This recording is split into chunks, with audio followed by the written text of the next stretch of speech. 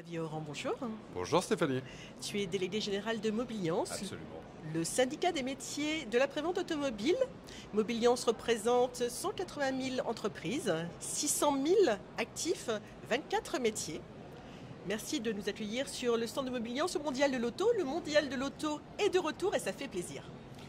Ah oui, ça fait extrêmement plaisir. Moi, je sens une ambiance très joyeuse depuis ce matin, depuis que je suis arrivé. Je sens de l'enthousiasme. Je vois beaucoup de jeunes, beaucoup de femmes, beaucoup de tes confrères. Il y a, je crois, 5000 journalistes qui sont accrédités pour cette 90e édition du Mondial. Et Mobiliance est ravi d'être parmi ces grands partenaires parce qu'on porte l'automobile au quotidien. Et comme tu le disais, Mobiliance rassemble effectivement 180 000 entreprises et 600 000 actifs. C'est considérable. Dans tous les métiers en fait de l'aval, de la distribution des véhicules, des camions, des deux roues, des vélos, jusqu'à leur recyclage en passant par tous les services de l'après-vente ou de la location ou des stations-service, mais aussi des infrastructures. Le succès qui s'annonce pour le Mondial de l'Auto, c'est un bon signal pour la filière. C'est un bon signal, elle en a besoin parce que c'est une filière qui, malgré les difficultés, va de l'avant. Et Dieu sait si les difficultés sont importantes en ce moment. Le contexte économique, on va y revenir, est très difficile. Il y a de très nombreuses incertitudes. Mais c'est une filière résistante, c'est une filière qui est habituée à relever les défis. Et donc, il ne faut pas se couvrir la tête de cendre. Il faut faire face, avancer. Et puis, la meilleure protection pour moi, c'est la performance. C'est la performance qui protège le mieux. Et donc notre filière française, mais la filière européenne plus globalement, doit faire face à des défis qui sont sans précédent, on le sait. Donc encore une fois, il faut les prendre de face, il faut régler ses voiles et avancer le plus vite possible. Alors tu l'as dit, la filière est très éprouvée, 23,2% d'immatriculation en moins par rapport à 2019, c'est énorme. Exact, c'est énorme. Pour que tes auditeurs comprennent bien, c'est l'équivalent d'une perte d'une année complète, en fait, de vente depuis 2019. En 2024, la filière automobile est sans doute la dernière grande filière industrielle qui n'a pas encore récupéré son niveau d'avant-crise sanitaire. Donc c'est une baisse lourde, structurelle, qui pèse sur l'ensemble de la filière, sur l'ensemble de son écosystème. C'est un chiffre qui frappe par son importance parce que quasiment 23% de décrochage structurel par rapport à 2019. Et puis ensuite un enchaînement en fait. C'est un tunnel de crise. Il y a eu le Covid, il y a la guerre en Ukraine, puis ensuite il y a eu l'inflation, il y a eu la crise des semi-conducteurs. Donc on va de crise en crise. Mais comme le disait Churchill, il faut y aller avec enthousiasme. Et encore une fois, faire face. Les crises, l'automobile en a connu beaucoup. Et c'est aussi pendant ces crises qu'on apprend. Et pourtant, on ne peut pas parler de désamour de l'automobile des Français, puisqu'une étude Ipsos réalisée par le Mondial de l'Auto a révélé que 80% des Français considèrent l'automobile comme leur mode de transport privilégié. C'est tout à fait exact. Il y a un discours un peu ambiant, surtout à l'intérieur du périphérique parisien, qui prétend que les jeunes, plus particulièrement, auraient une sorte de désamour avec l'automobile. Moi, je pense que c'est totalement faux et qu'il faut sortir du périphérique pour s'aérer un peu l'esprit, s'aérer les idées et puis surtout se reconnecter avec les réalités du terrain. Il y a cette étude Ipsos que tu cites, il y en a une autre avec l'Observatoire CTLM qui a été publiée, je crois, hier, qui est très intéressante, qui montre effectivement tout le contraire. Il y a une passion automobile qui reste très vivace, particulièrement en France, mais pas seulement, au niveau de l'Europe dans son ensemble. Et les jeunes ont effectivement une relation différente avec les questions de mobilité, mais quasiment les trois quarts d'entre eux n'imaginent pas l'avenir sans automobile. Et plus d'un sur deux, et c'est une progression très sensible par rapport aux dernières enquêtes, considèrent que les efforts qui ont été effectués ces dernières années par la filière automobile en matière de transition écologique, énergétique et numérique sont extrêmement favorables à l'avenir du secteur. Donc il y a beaucoup de choses à raconter auprès de cette jeunesse. C'est une jeunesse qui est en quête de sens. La bonne nouvelle, c'est qu'elle n'a sans doute jamais été autant passionnée et reconnectée avec la mobilité et l'automobile du futur. Et puis, pour l'anecdote quand même, parce que cette information était un peu passée sous les radars, mais quel a été le monument préféré des Français en 2024 ? Les 24 heures du Mans. Les 24 heures du Mans. Ça, c'est un signe. Alors cette mobilité préférée des Français est pourtant menacée. Le projet de loi de finances qui a été présenté jeudi dernier a porté son lot de mauvaises nouvelles, avec un malus qui touche désormais toutes les voitures, un malus écologique qui touche toutes les voitures essence et diesel, un bonus écologique qui est réduit de moitié.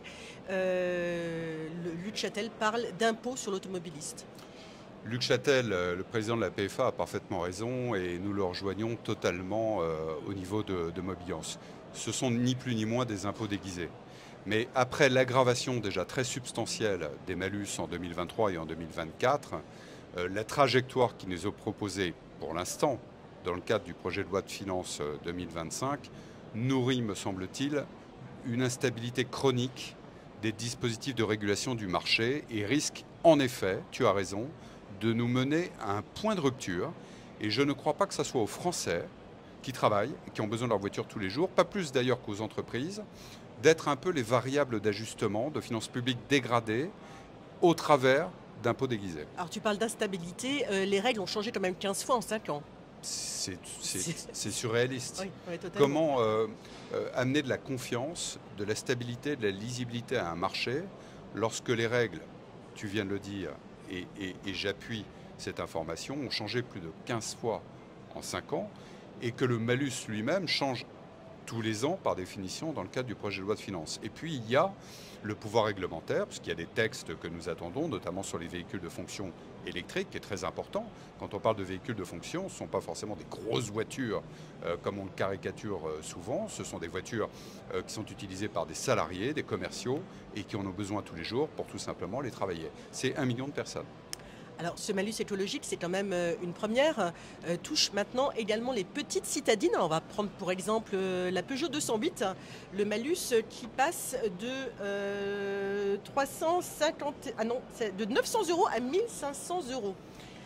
Oui, et puis les chiffres sont plus importants encore pour d'autres modèles. Ce qu'il faut malheureusement retenir, c'est qu'en l'état actuel des discussions sur le projet de loi de finances, parce que le gouvernement va devoir consulter et associer à sa prise de décision la filière elle-même, et puis il y aura les débats parlementaires ensuite jusqu'au mois de décembre. Donc, comme le disait Jacques Chirac, c'est à la fin de la foire qu'on compte les bouses. Donc nous verrons bien, mais pour le moment, nos estimations effectivement montrent que nous allons passer de 40% de véhicules assujettis au malus à 80%, et donc dit autrement, ce sont des modèles de biens de consommation tout à fait courants qui sont aujourd'hui frappés de malus avec des montants moyens qui sont parfois multipliés par 2, voire par 3.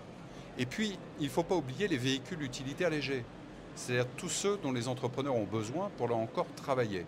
Et les malus qui vont frapper les véhicules utilitaires légers qui accessoirement, comme d'autres véhicules particuliers, sont produits en France, là le niveau de malus peut atteindre carrément les plafonds, c'est-à-dire qu'à l'horizon 2027, on peut atteindre facilement les 90 000 € de taxes.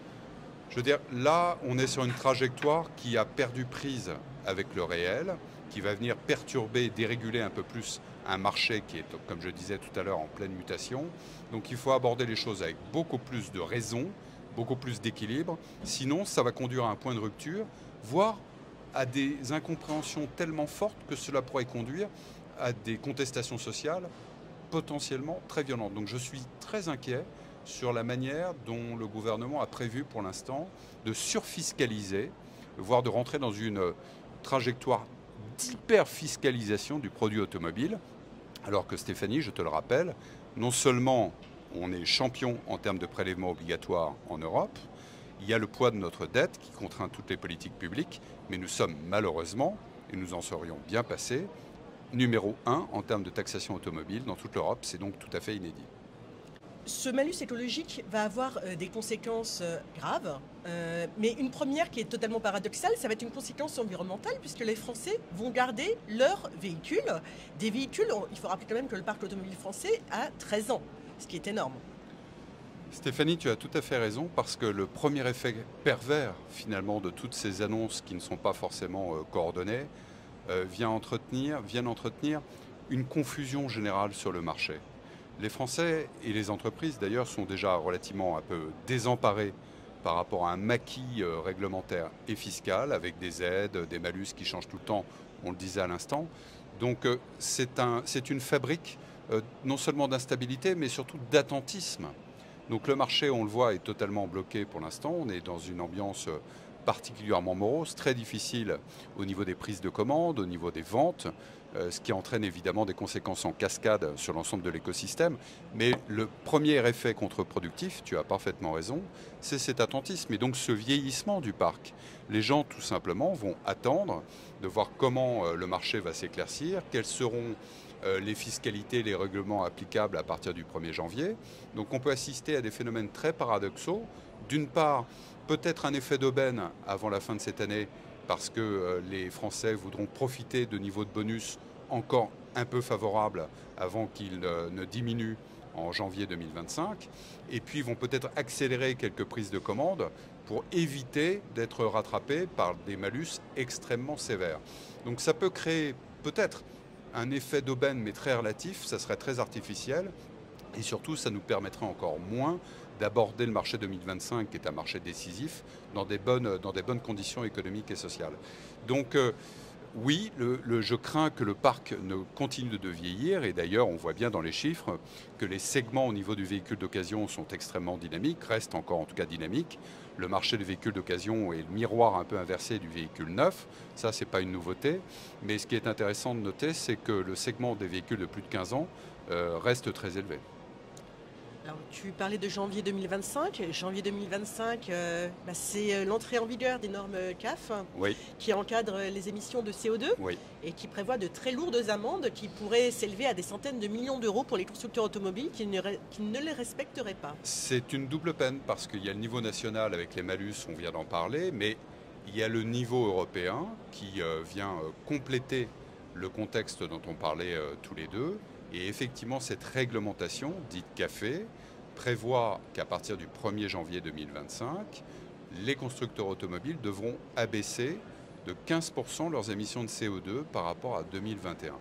Pour bien comprendre les choses, et d'ailleurs Luca Di Meo s'en est fait le porte-parole il y a déjà quelques semaines, c'est très concret à comprendre. Si vous ne vendez pas un véhicule électrique à partir de 2025, vous devrez renoncer à la vente de 4 véhicules thermiques. Autrement dit, si vous n'êtes pas sur ce ratio, vous vous exposez à des amendes, et le groupe Renault les a estimées à plus de 15 milliards d'euros, et je pense que ça peut être beaucoup plus que ça, ou bien il faut renoncer à la production de 2,5 millions de véhicules à partir de 2025.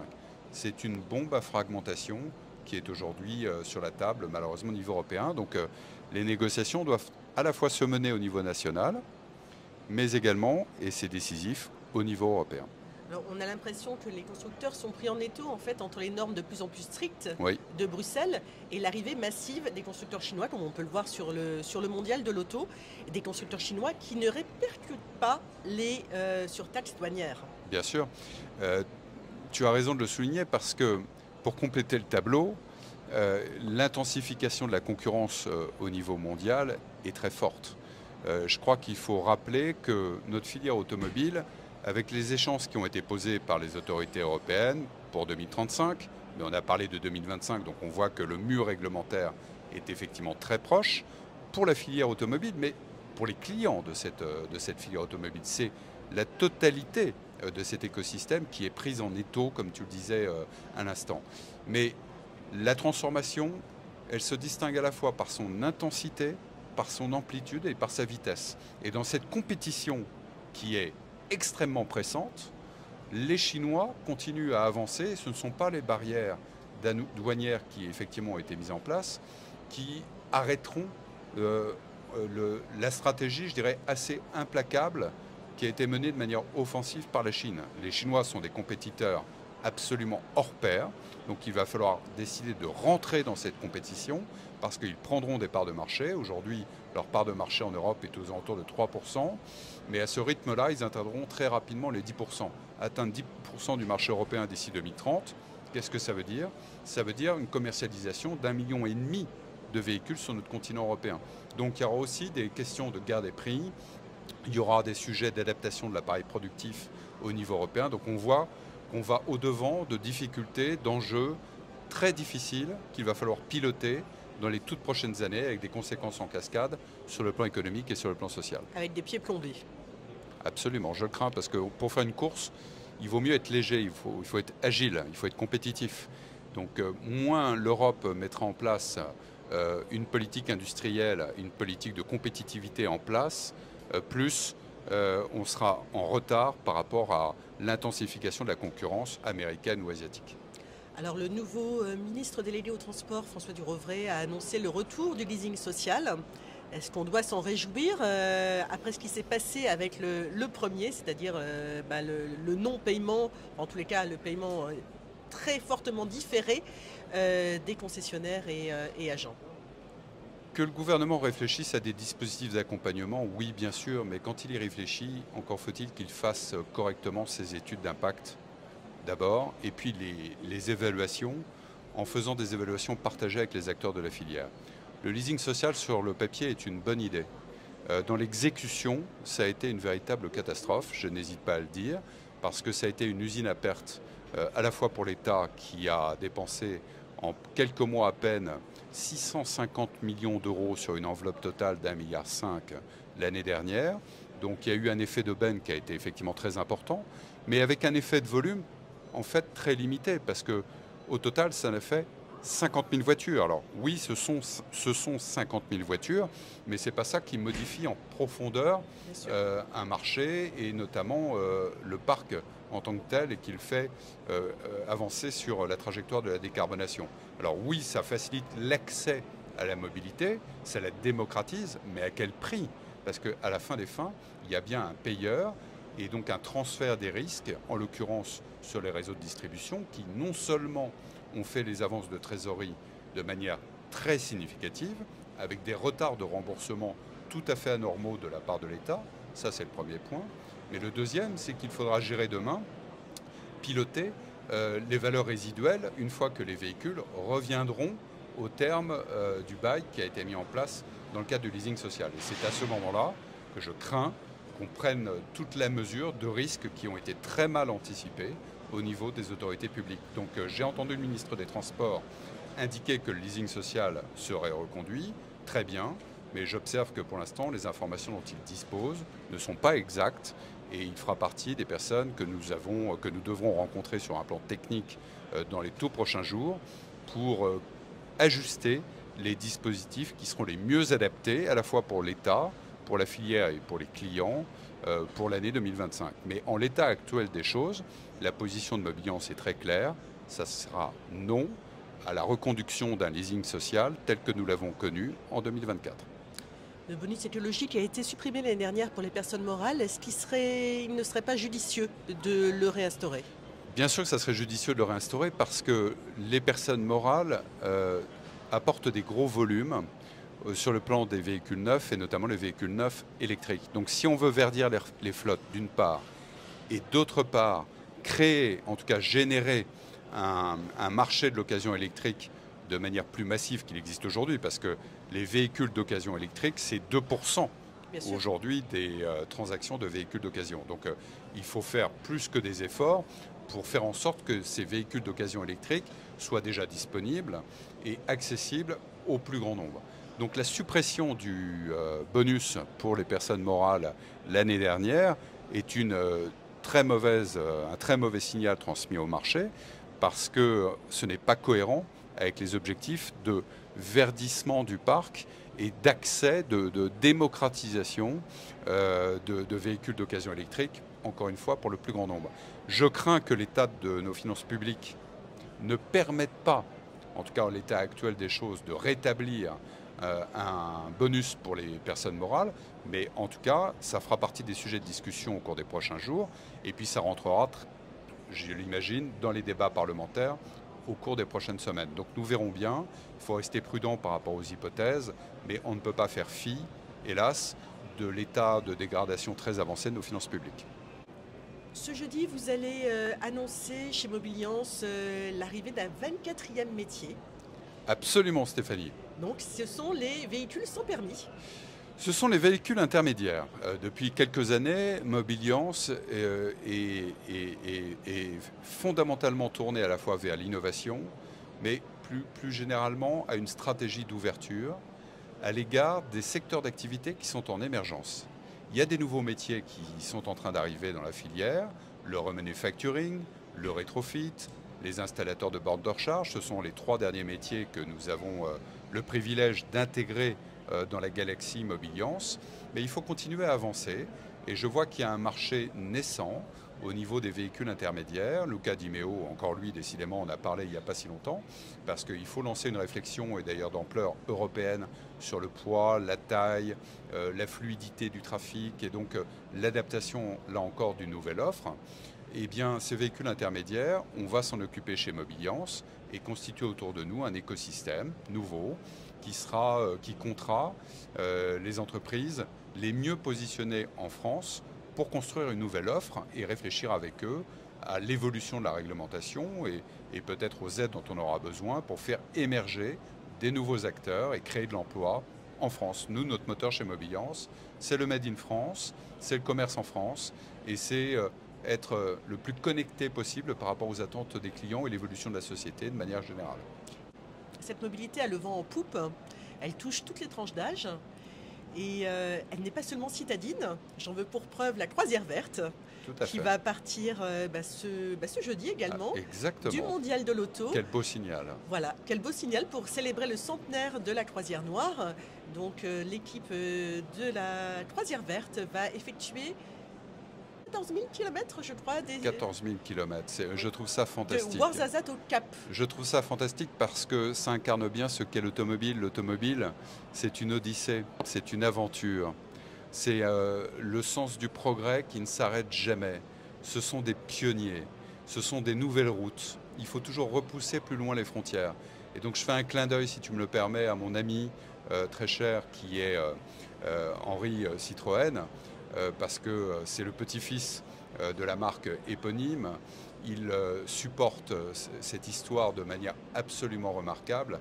Et avec nous, il fait évidemment partie des partenaires qui viennent supporter cette initiative de cette très belle équipe qui prendra son départ jeudi prochain dans le cadre du mondial, 100 ans après la croisière noire. Dans une amie. Dans une amie.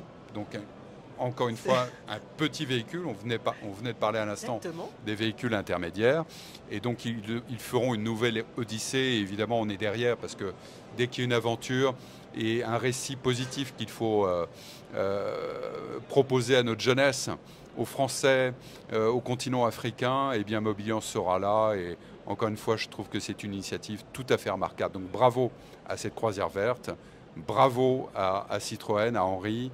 Continuons à avancer, soyons confiants dans les capacités de rebond, de succès de cette filière automobile, moi qui me passionne, c'est un moteur exceptionnel.